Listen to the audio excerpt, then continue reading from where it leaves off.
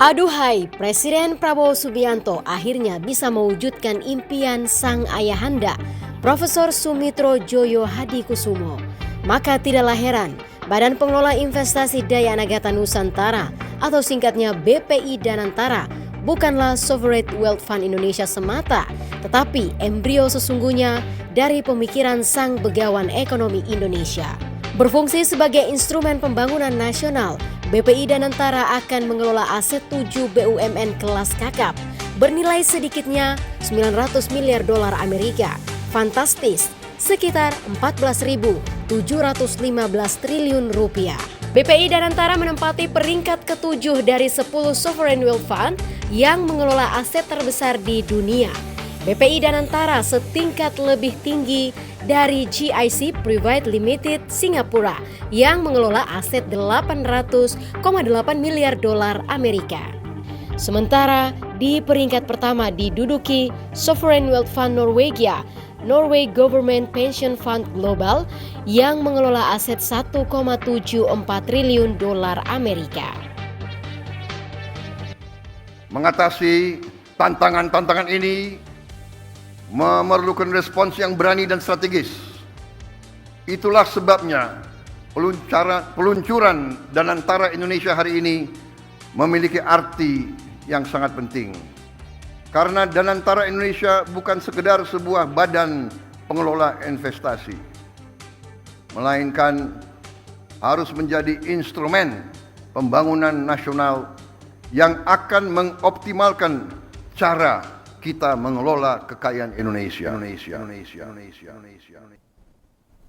Halo sahabat, apa kabar? Tidak terasa sepekan berlalu, Editorial Point kembali hadir untuk Anda. Dan tidak terasa pula, tahun ini Indonesia genap 80 tahun merdeka. Tetapi kelaparan kemiskinan masih menjadi masalah.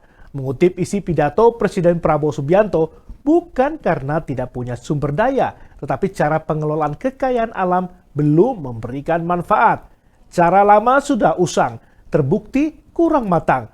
Prabowo kini datang bawa ide cemerlang. Badan Pengelola Investasi Daya Anagata Nusantara atau BPI Danantara, sebuah sovereign wealth fund yang berpotensi akan mengelola aset mencapai lebih dari 900 miliar dolar Amerika. Di balik nama Danantara tersirat ambisi besar mengelola investasi dan aset negara dengan lebih efektif, menjadi kunci transformasi ekonomi Indonesia, mengurangi ketergantungan pada utang, menjadikan kekayaan nasional bekerja lebih cerdas. Namun kenyataannya Danantara bukan berarti bebas risiko, sehingga wajar bila publik skeptis dengan kekhawatiran terbesar dalam hal pengawasan. Seperti yang tersirat dalam artikel Editorial Point Kabar Bursa bertajuk Ambisi dan Risiko Danantara. Untuk menguliti lebih detail, kita langsung berbincang bersama pemimpin redaksi Kabar Bursa, Uslimin Usle. Apa kabar, Pak? Alhamdulillah sehat, baik. Sehat, Pak ya. Pak, sebenarnya seberapa urgent sih Pak kita perlu BPI Danantara ini, Pak? Apakah ini memang solusi atau cuma kemasan baru aja dari model yang lama? Iya, kalau kita berbicara soal seberapa urgent ya sebetulnya. Karena kenapa? Kita ada 100 lebih BUMN, tapi seperti tidak ada rasanya.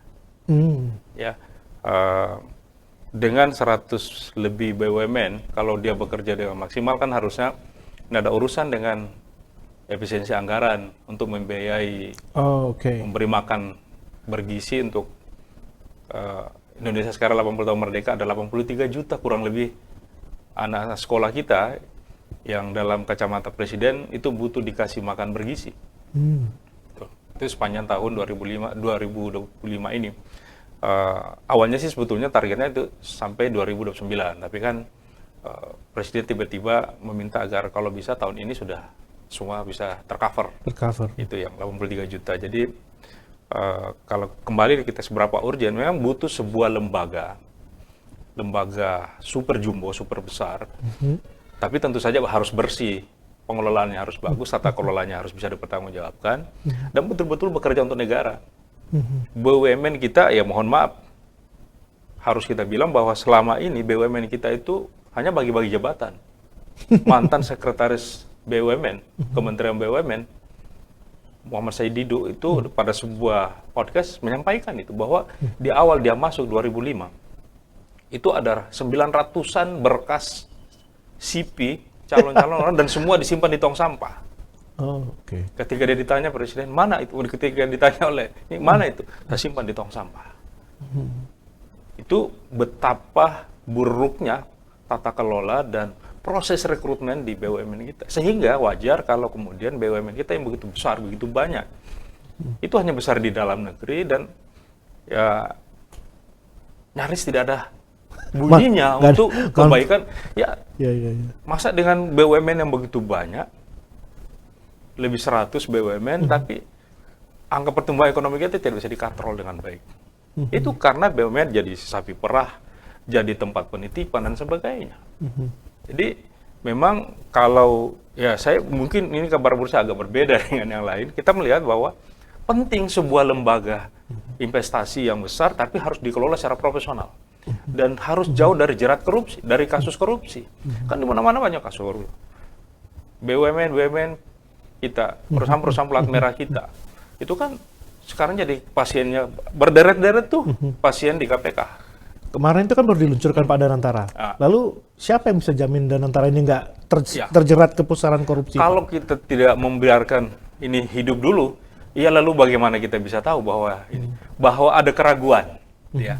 Orang ragu karena orang-orang yang disimpan di situ mungkin bermasalah atau seakan-akan bagi-bagi jabatan. Ayo kita kontrol. Ya, disinilah ya jangan juga kita terlalu skeptis. Belum apa-apa juga sudah keraguannya terlalu banyak. Tapi juga pemerintah juga harus memberikan jaminan bahwa lembaga ini dihadirkan bukan untuk menyengsarakan rakyat, menyengsarakan negara, membuat negara merana karena Danantara, tapi negara menjadi sejahtera, rakyat menjadi sejahtera karena Danantara. Itu yang harus semangatnya, itu yang harus kita bawa. Mungkin dari lembaga Danantara itu kan harus independen, Pak ya? Ya. Terus bagaimana dengan sosok-sosok dari pengurusnya sendiri, Pak? Tunggu dulu, independennya ini independen seperti apa? Karena tidak ada yang independen 100% berdiri untuk diri sendiri kan? Harus kita maknai bahwa Danantara ini harus dikelola betul-betul untuk kepentingan bangsa dan negara. Dan karena untuk kepentingan bangsa dan negara, dia tidak perlu bertanggung jawab kepada kementerian-kementerian. Langsung kepada presiden. Menarik. Jadi kalau ada apa-apa, presiden yang digantung, presiden yang ditembak, kan gitu harusnya. Kalau pengelola Danantara ini bermasalah, mereka langsung bertanggung jawab ke presiden. Presiden yang gunting dia, presiden yang amputasi dia, dan kalau presiden membiarkan tetap itu berlanjut, presiden juga yang digantung, kan kira-kira begitu. Lalu Pak, kalau begitu, sekarang kan sudah ada Danantara, Pak. Lalu kenapa masih ada Kementerian BUMN, Pak? Kenapa ada dualisme ini untuk mengelola BUMN? Jadi kan begini, kalau kita membaca nomenklaturnya, Danantara ini tidak serta-merta langsung mengambil alih fungsi BUMN, ya khususnya BUMN utama, 7 BUMN utama. Jadi 7 BUMN utama itu kan sebagai sumber pendanaan utama dari Danantara. Kalau kalau kita flashback ke belakang ya, itu kan sebetulnya Danantara, model-model Danantara ini sekarang ini, itu kan sudah digagas oleh bapaknya Pak Prabowo, Pak Sumitro, pada tanggal 16 Desember 1996. Itu kira-kira udah 9 tahun lalu. Nah sekarang jadi bapaknya mengidekan, tapi tidak pernah jadi. Anaknya eksekusi ketika jadi presiden, jadi butuh waktu hampir 30 tahun. Nah kalau dulu ya, kalau kita berbicara plus ke belakang, sebetulnya itu kan keuntungan dari BUMN 1-5% disisihkan, masuk di sebuah lembaga yang dikelola, dan itu digunakan untuk membiayai, mendanai koperasi, mendanai UMKM. Nah sekarang karena sepertinya juga memang Indonesia saat ini tidak lagi menganggap koperasi sebagai soko guru ekonomi kita. Ya, boleh dibilang koperasi hanya sekadar pemanis di bibir. Ya kan, kita lihat kebijakan-kebijakan pemerintah terkait dengan koperasi kan tidak berkembang dengan baik ya. Meskipun di hampir semua kementerian lembaga ada koperasi, tapi koperasinya kecil-kecil. Koperasi karyawan, koperasi dan sebagainya. Nah, padahal juga ada kita Dewan Koperasi kan gitu. Ada. Nah, cuma kita kan belum tahu nih, Danantara nanti ini akan bergerak di bidang apa. Jadi core bisnis utamanya nanti Danantara seperti apa. Ini kan baru juga diluncurkan, baru disusun semuanya. Ya, di peluncuran kemarin kan sudah berganti juga itu. Jadi baru 22 Oktober diangkat Kepala Badan Pengelola Investasi Danantara. Kemarin kemudian diluncurkan, ternyata yang disimpan berbeda, ya komposisinya beda. Ya, jadi Ya, jadi belum apa-apa sudah berganti. Nah, ini artinya adalah kalau tuntutan, kalau ada harapan tidak sesuai dengan apa kenyataannya, ya memang harus segera diambil langkah tegas. Kemarin kan disebutkan Pak, 20 untuk gelombang pertama, tapi investasi Danantara itu akan menggelontorkan 20 miliar US dollar untuk 20 proyek strategis nasional, termasuk hilirisasi. Ya, semuanya jadi akan diarahkan ke sana. Nah, ya kita berharap tentu saja pengelolaan ini betul-betul dibuat sedemikian rupa maksimal dan pengawasannya sungguh-sungguh sehingga kemudian ekonomi negara ini tidak dikendalikan oleh oligarki. Dikendalikan oleh... Tapi dikendalikan oleh negara melalui Danantara. Jadi oligarki yang begitu berkuasa selama ini yang mengatur proyek. Sampai kalau kita mengikuti rapat-rapat di kabinet, ada satu oligarki yang bisa mengatur polisi, bisa mengatur tentara, bisa mengatur jaksa, bisa mengatur hakim, sampai anggota DPR itu pukul meja dan menggertak yang sang oligarki bersama. Itu bisa dilihat di TV parlemen kan kelihatan tuh. Itu dengan adanya Danantara kita berharap tidak ada lagi yang seperti itu bisa tahu diri lah bahwa bukan kami pengendali negara, tapi pengendali negara adalah pemerintah, karena negara ini ada karena ada rakyatnya, ada wilayah, dan ada pemerintah. Nah, pemerintah betul-betul berperan untuk mengelola negara. Dia bukan mengelola negara untuk kepentingan oligarki, tapi dia mengelola negara untuk rakyatnya. Tadi kan Bapak menyebutkan soal transparansi dan juga akuntabilitas. Nah, kalau keberadaan Dewan Pengawas dan Dewan Penasihat aja udah cukup, Pak, untuk pengawasan dan itu istilahnya untuk menjaga supaya tetap. Iya, jadi kan begini. Kita menganut memang sistem kabinet kita kabinet presidensial. Tapi ada peran di situ DPR, ada parlemen yang mengontrol. Maka DPR tidak bisa dilepaskan dari sebagai pengawasan bahwa Danantara ini betul ada dewan pengawasnya. Sebagai sebuah perusahaan, sebagai sebuah organisasi memang dia harus punya pengawas. Tapi jangan salah, pengawas di atas pengawas adalah rakyat melalui perwakilannya di DPR. Nah, karena itu Danantara akan salah juga kalau Danantara ini tidak bisa dikontrol oleh DPR. Tapi kontrol DPR tidak boleh juga kelewatan offside. Bisa kartu merah atau kalau di offside. Jadi ada hal-hal tertentu, gunakan mekanisme sebagai sebuah lembaga secara internal dalam dulu. Nah, ini DPR melakukan pengawasan dari luar, melihat apakah jalan sesuai dengan garis yang telah disepakati sebelumnya atau tidak. Kalau dia keluar rel, DPR wajib masuk dong. Lembaga penegak hukum wajib masuk. Tidak bisa meskipun dikatakan bahwa sekarang ada sistemnya, ya, dan itu diatur juga di Undang-Undang BUMN, bahwa sepanjang ada itikat baik, iya, itikat baik itu harus dilihat juga. Ya, jangan sampai disebut itikat baik, tapi baiknya itu seperti apa sih sebetulnya? Iya. Kalau untuk keputusan bisnis sendiri itu nanti dasarnya apa, Pak? Apakah cuma itikat baik aja? Jadi, ada... yang saya pahami adalah, yang kita pahami adalah bahwa sepanjang itu kebijakannya diambil secara bersama, secara transparan. Ini kita lakukan investasi begini karena ada pertimbangan begini. Arahnya akan ke sini. Jumlah yang kita siapkan seperti ini, dengan akan menghasilkan seperti ini. Kalau itu jelas, dibuatkan notulensi dan sebagainya, dipertanggungjawabkan, ya. Kan Danantara ini sumber dananya kan dari dana masyarakat. Iya. Keuntungan BUMN. BUMN itu kan punya kan negara. Kemudian ada juga di BUMN itu ada saham-sahamnya dimiliki oleh orang perorangan. Nah, itu kan harus dipertanggungjawabkan. Jadi duit ini bukan duit pengelola Danantara, Pak. Mereka diamanahi untuk mengelola dana ini.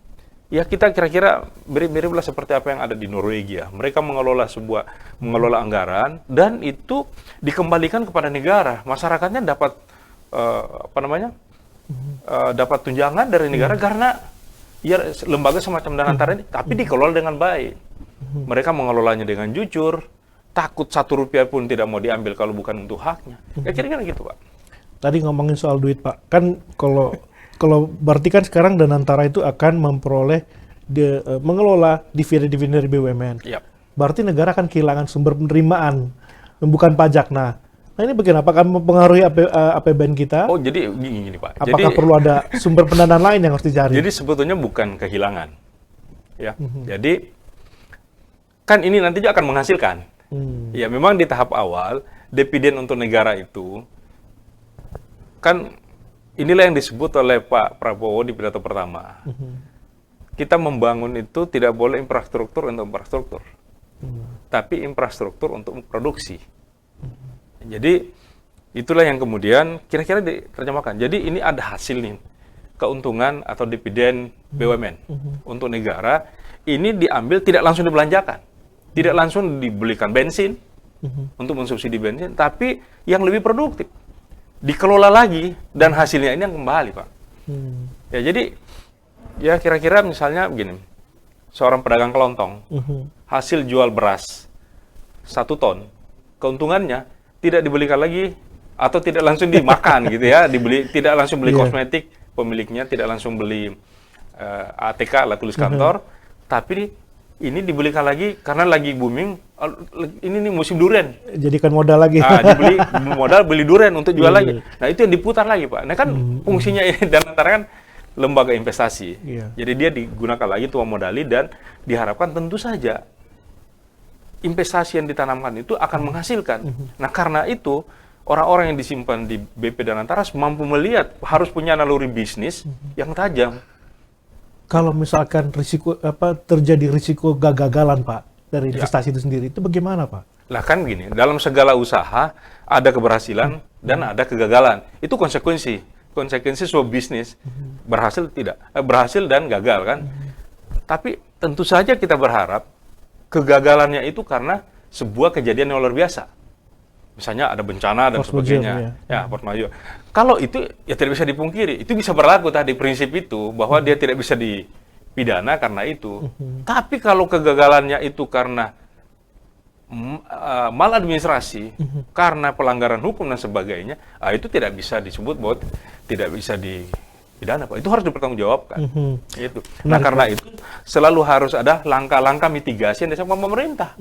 Bahwa kalian semuanya kalau perlu, seluruh pengelola Danantara itu, semua garis keturunannya, ya, 7 turunan ke bawah disampaikan, ini nih orang-orangnya semua. Ini mitra-mitra bisnis selama ini. Sehingga kemudian bisa dikontrol betul bahwa kebijakan-kebijakan yang diambil bukan untuk kepentingan klannya, bukan untuk kepentingan koleganya, tapi betul-betul untuk kepentingan bangsa dan negara. Inilah prinsip transparansi, mulai dari siapa Anda. Kan beberapa, mungkin sebulan yang lalu ya, Pak Marwarar kan itu sibuk, Pak. Berbicara dengan Pak Pandu, bicara dengan Pak Peri, dari Gubernur BI. Ini arah-arahnya, terus kemudian Menteri Keuangan Sri Mulyani bilang akan menerbitkan SBN Perumahan. Nah, terus disusul dengan Pak Wery Werjo bilang Bank Indonesia akan mendukung program 3 juta rumah, akan membeli di pasar sekunder SBN Perumahan itu. Nah, ini arahnya Danantara akan membeli juga nggak, Pak, mengikuti Bank Indonesia? Iya, kalau dia masuk ke situ dan sepanjang itu prospeknya bagus, kenapa tidak? Cuma kan memang program 3 juta rumah ini kan masih bermasalah juga. Belum selesai juga dalam hal konsep. Konsepnya juga masih tidak jelas. Nah, karena itu harusnya ya kita bukan bermaksud menggurui, tapi ya namanya Danantara ini ada sebuah lembaga negara yang baru, sebuah lembaga investasi langsung oleh negara yang baru dan harapannya sangat besar bisa mendukung pertumbuhan ekonomi 8%, kalau perlu di atasnya. Maka kemudian harus hati-hati gitu. Ini semua yang hutan belantara bisnis yang akan dimasuki termasuk SBN Perumahan itu harus betul-betul ditelisik dengan baik, harus diteropong dengan baik, kira-kira prospeknya seperti apa dan di mana itu. Karena antara Satgas penyediaan rumah dengan kementerian sendiri tidak connect. DPR mencoba menanyakan bingung sendiri kan. Gitu, saling lempar tanggung jawab. Nah, 3 juta rumah itu akan di mana? Lahannya di mana? Sudah ada kalahan itu? Gimana? Kalau lahan berarti kan harus koordinasi dengan pemerintah daerah, koordinasi dengan Kementerian Agraria dan Tata Ruang. Ya jangan-jangan terulang lagi kasus lahannya sudah tidak ada tapi ada SHM-nya. Ya kan gitu. Oke, Pak, terakhir Pak, mengenai Danantara lagi tadi. Kemarin kan baru diluncurkan, terus kita lihat di IHSG itu kayaknya melempem aja, Pak. Itu dia. Pasar itu kayaknya menanggapinya agak dingin. Kenapa itu, Pak? Nah, itu adalah tantangan buat pemerintah. Artinya, ini kurang sosialisasi dengan baik. Sehingga kemudian publik, itu adalah gambaran bahwa publik sesungguhnya ragu dengan Danantara ini. Nah, karena itu, Danantara harus dibuka. Ya kita berharap kemarin di peluncuran ada penjelasan yang lebih detail. Tapi setelah dibacakannya udah selesai kan? Gitu. Harusnya ini lebih dijelaskan lagi akan seperti apa. Dan ini orang-orang di istana itu harus buka dong. Libatkan media mainstream, menyampaikan apa adanya. Jangan terlalu mengandalkan para influencer. Kalau secara konsep sih pelaku pasar mengerti Pak ya, dan maksudnya menyambut baik tujuannya. Tapi apakah ini lebih ke figur Pak? Iya, itu jadi kan gini Pak. Jadi ada banyak faktor yang membuat publik meragu. Pertama, figur-figur yang di ini, kemudian proses pembentukannya, rekrutmennya, termasuk juga yang membuat orang ragu itu adalah revisi Undang-Undang BUMN yang ya orang ragu ada apa ya. Tiba-tiba termasuk ada pembatasan usia dan sebagainya. Kemudian kebijakan pemerintah, keputusan presiden yang berubah-ubah. Belum apa-apa, sudah berubah 22 Oktober. Tiba-tiba berubah di tanggal 24 Februari. Oktober 2024 ya, dan Februari 2025. Nah ini semua pasti akan membuat publik, akan membuat para investor meragu. Jadi untuk bisa meyakinkan para investor, untuk bisa meyakinkan publik, ya jangan salahkan juga kalau misalnya mereka menjadi ragu, kalau tidak ada kepastian. Betul Pak. Harus ada kepastian, ini kan berubah-ubah. Nah, tapi kan memang, ya mohon maaf, dengan sangat normal kita mohon maaf, harus sampaikan kepada Presiden dan Kabinetnya. Meskipun di evaluasi 100 harinya disebut kabinetnya sudah kompak, dan kita membahasnya di sini bahwa itu sesungguhnya adalah instruksi untuk kompak selanjutnya. Karena kan apa yang terjadi kemarin, tiba-tiba diintervensi batal. Kita kasus ya, kita bisa beberapa contoh kasus nih. Menteri SDM menghentikan penjualan LPG 3 kg di tingkat pengecar. Lalu kemudian tidak cukup 1 pekan, karena reaksi publik kalau luar biasa, ada sampai orang meninggal, tiba-tiba itu dibatalkan. Ya. Dan pembatalannya juga bukan oleh eksekutif, bukan atasannya menteri, dalam hal ini presiden, tapi melalui wakil ketua DPR. Dalam hal ini kan sebetulnya para ahli tata negara sudah mulai meragukan ini. Tata kelolanya Pak ya? Tata kelolanya hancur nih. Iya, manajemen hukumnya. Padahal ada banyak profesor doktor di kabinet ya. Harusnya kan memberikan pertimbangan bahwa jangan asal labrak. Itu satu. Kita mundur lagi satu lagi. Di akhir tahun, Kementerian Keuangan, dalam hal ini Menteri Keuangan bersama menteri-menteri terkait dan pimpinan-pimpinan BUMN terkait ini, itu mengumumkan bahwa 1 Januari akan berlaku PPN 12% dengan menyiapkan insentif. Akhir tahun, Presiden mementahkan itu, bahwa PPN 12% hanya berlaku untuk barang dan jasa mewah yang senilai minimal 30 miliar. Ini kan sudah mulai, apa ya yang terjadi? Di tingkat teknis dikatakan seperti ini, tapi kemudian tingkat kebijakan tiba-tiba diveto. Ini ibarat kayak api di dalam sekam ya Pak. Nah, ini dia, tidak ada kepastian. Ini menjadi ragu. Nah, karena itu ketika Danantara diluncurkan, saham-saham BUMN yang akan dipakai, yang melantai di bursa, itu langsung melunglai semua. Karena investor, apalagi ini? Kabur aja dulu ya. Nah, kabur aja dulu. Apalagi sudah ada gerakan Indonesia Gelap dan kabur aja dulu. Nah, coba kita lihat. Ketika ada gerakan di masyarakat, kabur aja dulu, tanggapan anggota kabinet beda-beda. Ya. Ada yang dengan sombongnya, dengan pongahnya, mengatakan, kabur aja, nggak usah kembali. Enak aja, emang republik ini milik kamu. Ya wajar dong publik membuat seperti itu, karena kebijakan yang ditawarkan kepada publik itu menjadi meragukan. Itu sebetulnya harusnya adalah introspeksi. Ya. Jangan sedikit-sedikit ndasmu dengan mimik dan gaya mengejek, marahlah masyarakat. Nah, lihat forum ini, mohon maaf, kita harus sampaikan itu. Stop. Ada etika bernegara. Jadi kalau masyarakat mau disuruh beretika, pemimpin juga harus beretika dong. Keteladanan dari atas, bukan dari bawah. Apalagi dalam membuat kebijakan. Iya, dalam membuat kebijakan. Kasih contoh, jangan labrak-labrak kiri kanan. Taatlah aturan. Dan negara ini negara hukum, maka semua harus taat hukum. Lah masa kemudian semua diminta taat hukum, tapi pada prakteknya di tingkat yang harus menjadi teladan, ya kan seperti itu. Keluar edaran BAKN. Tidak boleh kepala negara yang baru dilantik, yang akan dilantik, tidak boleh merekrut ini.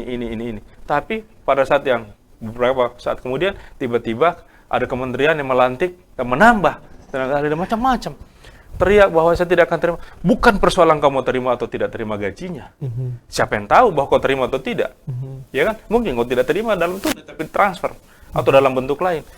Tapi itu kan hanya Jadi janganlah dibodoh-bodoh. Masyarakat kita sudah pintar. Jangan enggak lah gini. Ya. Jadi harus satunya kata dengan perbuatan. Ini mumpung baru hari kedua ini Pak ya, setelah diluncurkan Danantara Pak ya. Jadi harapannya ke depan gimana Pak yang harus jadi istilahnya diperhatikan oleh khususnya badan pengurusnya Pak ya? Jadi badan pengelola Danantara ini, mereka harus betul-betul menunjukkan kinerja yang baik dan menunjukkan itikadnya bahwa mereka adalah orang-orang yang layak dipercaya oleh bangsa dan negara. Ya, mereka harus mampu meyakinkan publik bahwa memang dia layak untuk diberi amanah mengelola dana 900 miliar US dollar. Ya. 1.400 triliun lebih. Ya, jangan lagi ada kasus-kasus yang kemudian DPR diam seperti periode lalu, korupsi BTS, ya DPR-nya diam-diam aja. Nah, nanti jangan lagi jua DPR-nya mengatakan, lah kan memang sudah ada aturannya, tidak boleh dipidana, tidak boleh kita ini, itu langsung kontrol. Iya, presiden juga kan dikontrol oleh DPR. Masa hanya sebuah lembaga tidak bisa dikontrol oleh DPR? Bisa lah dong. Ya kan? Kan logika itu bisa dibangun. Lembaga negara yang dibentuk oleh undang-undang, itu bisa dikontrol oleh DPR. Masa lembaga dan orang-orang yang didudukan di lembaga itu bukan hasil undang-undang, tapi hanya surat keputusan presiden, tidak bisa dikontrol. Bisalah dikontrol. Ya kan begitu. Presiden aja bisa dikontrol DPR. Yang mengangkat yang bersangkutan, yang mengeluarkan keputusan untuk Danantara. Masa Danantara yang tidak bisa dikontrol oleh masyarakat melalui DPR? Haruslah. Kalau misalnya itu tidak bisa, kekacauan tata negara dong kalau begitu. Logika itu yang dipakai oleh masyarakat, sehingga kemudian muncullah reaksi publik, kelihatan dari harga-harga saham anjlok kan, merah melunglai semua, khususnya saham-saham BUMN yang melantai di bursa yang akan dipakai dananya untuk membiayai Danantara. Jadi itu harusnya, itu idealnya, itu bagus karena di awal sudah ada warning system, sudah ada peringatan dini. Nah itu artinya bagus ini, bahwa yang mengelolanya harus melangkahnya berhati-hati dan harus mengambil langkah yang strategis, tepat, dan betul-betul jujur, profesional. Ya kalau belakangan, kalau misalnya merah di akhir, itu payah kan? Berarti Dewan Pengawas itu harus lebih jeli dan teliti dan lebih...